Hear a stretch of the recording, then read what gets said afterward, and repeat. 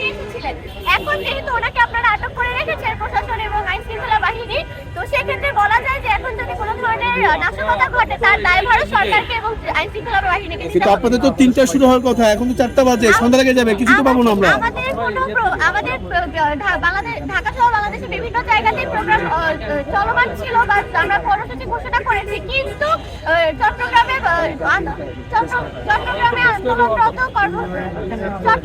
আন্দোলনরত সাধারণ জনতার উপর, শিক্ষার্থীদের উপর হামলা হয়েছে এবং তার রক্তারক্তির ঘটনা ঘটেছে, বোমা হামলা পর্যন্ত হয়েছে। পাশাপাশি সিলেটের আমাদের শিক্ষার্থী প্রতিনিধিদের তুললেই হয়, তা না একের মুখের ঘুরে যায়।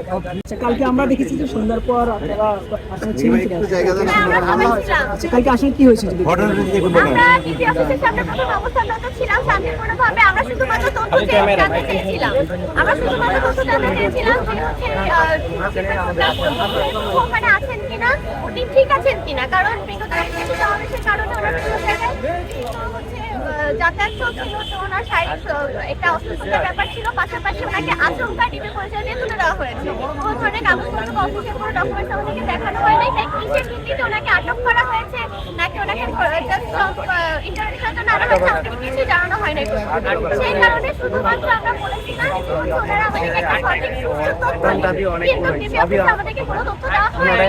যার কারণে পরবর্তীতে আমাদের বিভিন্ন ধর্মের সংগঠনের নেতৃবৃন্দ এবং ঢাকা বিশ্ববিদ্যালয়ের জগন্নাথ কলেজ শিক্ষার্থীবৃন্দ সহ বিভিন্ন কলেজ বিশ্ববিদ্যালয়ের শিক্ষার্থীরা মিলে শাহবাগে শান্তিপূর্ণ অবস্থান নিয়েছিল শুধুমাত্র, কিন্তু সেখানেও তাদের উপর হামলার শিকার হয়েছে।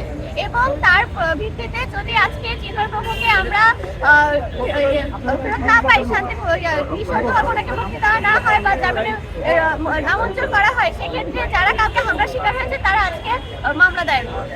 গতকাল আচ্ছা আপা, আপনারা কি শান্তিপূর্ণভাবে আজকে অবস্থান কর্মসূচি পালন করবেন?